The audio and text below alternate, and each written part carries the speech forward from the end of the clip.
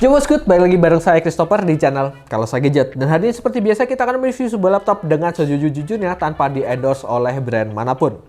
Laptop yang kita akan bahas hari ini adalah sebuah laptop gaming dari Asus ROG yang punya layar 16 inch tapi bodinya tetap tipis dan bobotnya tetap ringan. Udah penasaran kayak apa laptopnya? Langsung kita tonton video terlebih dahulu.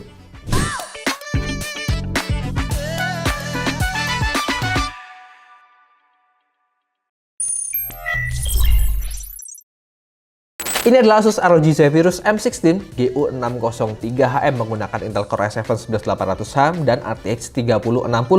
Untuk OS-nya masih menggunakan Windows 10 disertai juga dengan Office of Student 2019 dan harga laptop ini ada di Rp31.999.000 mengacu pada website resminya Asus dan dibekali dengan garansi 2 tahun dengan 1 tahun pertamanya itu disertai dengan Asus Perfect Warranty alias ada accidental damage protection-nya.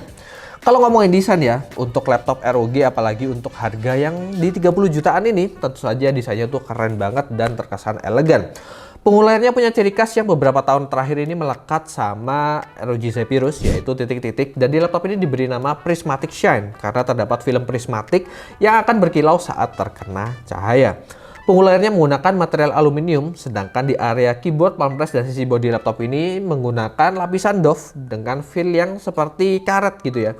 Dan bikin unik banget serta meminimalisir menempelnya sidik jari seperti yang biasa terjadi pada laptop-laptop yang bagian palm press-nya hanya menggunakan bahan aluminium biasa. Di bagian kanan atas dari keyboard terdapat tombol power yang berfungsi juga sebagai fingerprint scanner, dan untuk feel keyboardnya sendiri dia empuk, dilengkapi dengan RGB satu zona warna dan ada shortcut yang terpisah dari keyboard utamanya. Ini memudahkan banget karena sering banget dipakai, yaitu shortcut untuk besar kecil volume, lalu ada untuk mute mic dan juga shortcut untuk kalian buka Asus Armoury Crate.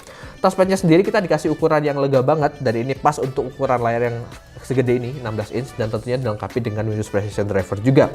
Dimensi laptop ini ada di 35,5 x 24,3 dan ketebalannya di 1,9 cm serta bobotnya itu ringan banget untuk ukuran laptop gaming yaitu di 1,9 kg aja. Jadi kalau kalian bawa laptop ini sekaligus sama chargernya yang lumayan besar itu, kira-kira beratnya tuh sama kayak laptop gaming 15 inch pada umumnya. Tambahan lagi, di laptop ini pakai sistem ergo lift, jadi kalau layarnya itu dibuka, dia akan ngangkat sedikit bagian bodi belakangnya ini untuk bikin airflow-nya makin lancar. Dan layarnya juga bisa dibuka hingga 180 derajat. Untuk skor desain laptop ini keren banget, kita bisa berikan skor 8,5 poin. Kita beralih ke bagian layarnya, dia punya bezel yang tipis di keempat sisinya yang bikin bodinya makin compact dan juga lebih berasa kayak laptop 15 inch saja. Dan sekarang di bezel atas sudah terpasang webcam, jadi ini lebih simpel daripada kalian harus beli webcam lagi ataupun kalian harus colok-colok webcam eksternal. Untuk layarnya dia berukuran 16 inch WQSGA alias 2K+, dengan resolusinya 2560x1600 pixel, aspek rasio 16:10. Panelnya IPS level anti glare tentunya dengan color gamut 100% DCI P3 dan sudah Pantone validated. Jadi tentunya ini cocok banget untuk kalian para content creator ataupun kalian yang butuh editing foto ataupun video. Tingkat kecerahan layar di 270 nits waktu kita tes menggunakan display SDR test, tapi kayaknya sih ini lebih ke 300 nits soalnya dia terang banget. Dan refresh rate layarnya ada di 165 Hz dengan tambahan 3 millisecond response time. Jadi untuk kalian yang pakai untuk main game-game FPS ini tentunya bakal lebih smooth banget. Dan disertai juga dengan teknologi Adaptive Sync serta Dolby Vision. Jadi untuk skor display ini kita bisa berikan skor 8,5 poin.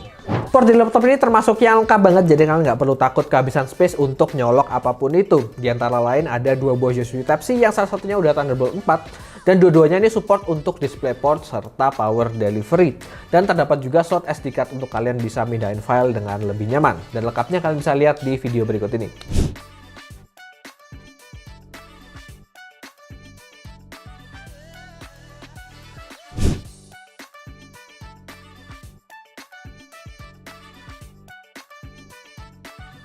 Untuk fiturnya dalam segi konektivitas dia menggunakan Wi-Fi 6 dan juga Bluetooth 5.2. Dan untuk login lebih mudah terdapat fitur Windows Hello seperti kita udah jelasin di awal. Untuk tombol power dia menyatu dengan fingerprint scanner juga.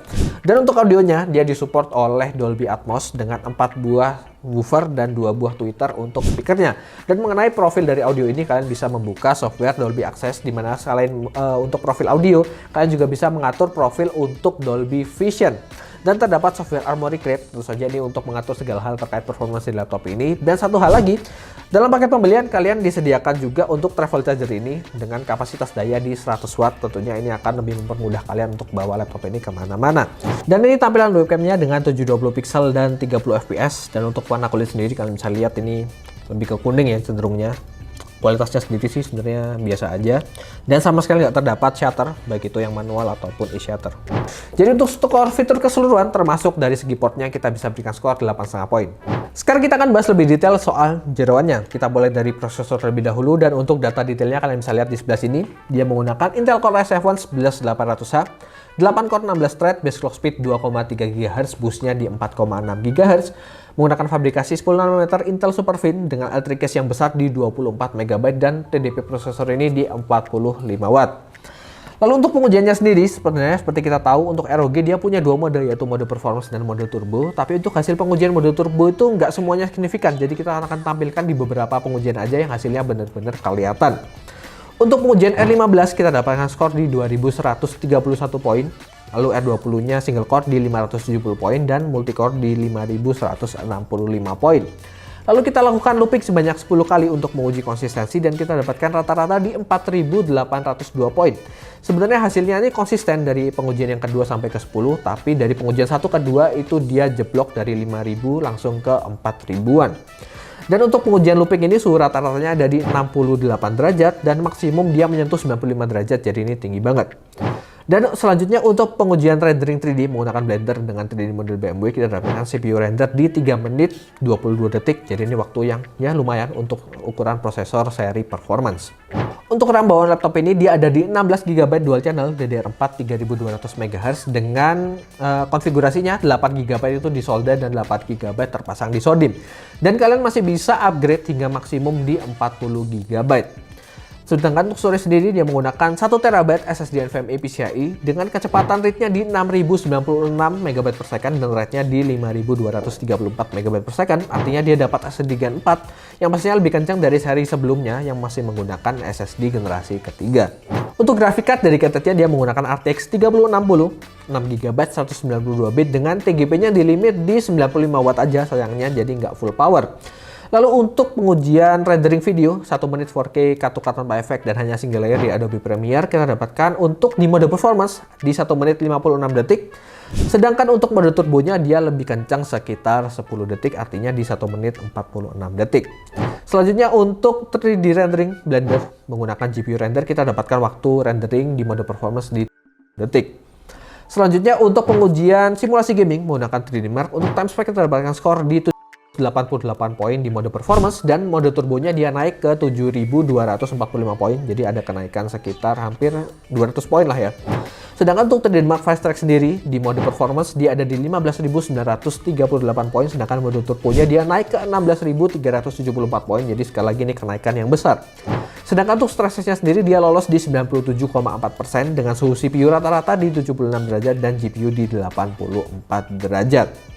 Dan berikut adalah grafik perbandingan 3D Mark Fast Track laptop ini dibandingkan dengan laptop-laptop yang udah pernah kita uji sebelumnya. Dan untuk nilai yang kita masukkan ini adalah di mode performance. Dan untuk pengujian gaming realnya kita lakukan di mode turbo untuk dapat hasil yang paling kencang dan kira-kira kayak gini hasilnya. Game pertama Dota 2 dengan setting 2K 2560 x 1600 dan rata kanan kita bisa dapatkan di atas 90 fps, yakni di 98 sampai di kisaran 100an fps. Jadi lancar banget. CSGO dengan settingan 2K Plus dan juga resolusinya ada di high kita bisa dapatkan di kisaran 170-an sampai tembus di 200-an fps. Ya lancar banget, nggak ada problem untuk game ini. Untuk Valorant dengan tetap 2K dan setting grafiknya ada di high kita bisa dapatkan di kisaran 120-an fps.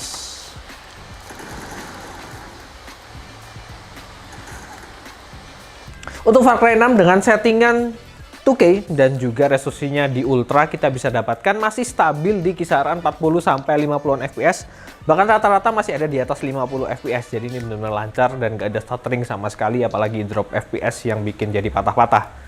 Untuk Assassin's Creed Valhalla dengan settingan grafik ada di ultra high kita cuma bisa dapat resolusinya di plus yaitu 1920 kali 1200, dan FPS-nya kali ini berkisar di antara 40-an sampai di 50-an FPS. Mungkin di awal-awal tadi kalau sini agak berat dan kayak sekarang ini bisa turun ke 30-an FPS, tapi ini masih playable juga sih.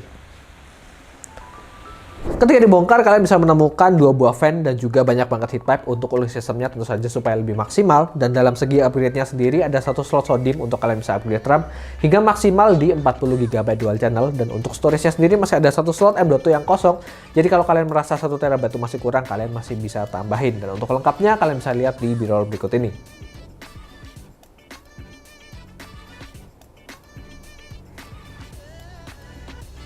Jadi untuk skor performance secara keseluruhan kita cukup puas dan kita bisa berikan skor 8 poin. Untuk pujian baterai, karena laptop ini nggak punya mode balance, jadi kita lakukan di mode silent dengan menggunakan PC Max 10 mode office, lalu WiFi kita matikan, tingkat kecalan layar di 50%, serta mode baterai ada di better battery life, serta backlight keyboard juga kita matikan. Dan kita dapatkan di 6 jam 5 menit, ya ini bisa kita bilang capaian yang cukup bagus untuk laptop gaming sepowerful ini. Jadi untuk skor daya tahan baterainya kita bisa berikan skor 7,5 poin.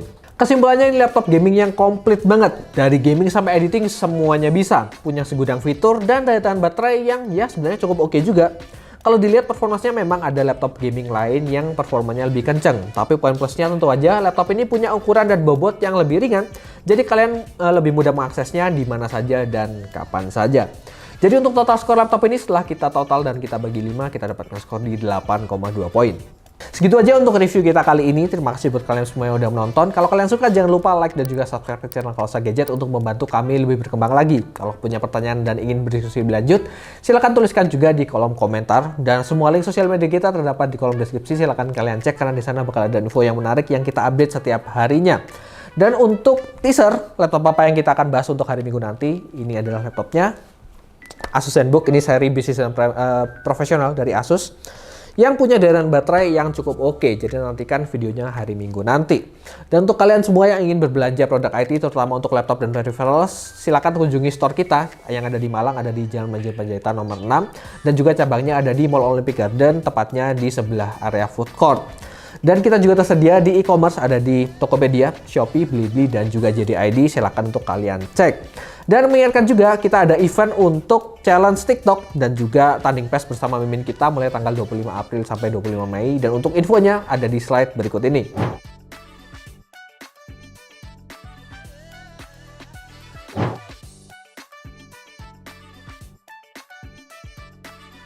Sekian closing kita yang panjang banget dan berbagai info tadi. Saya Christopher, see you on the next video.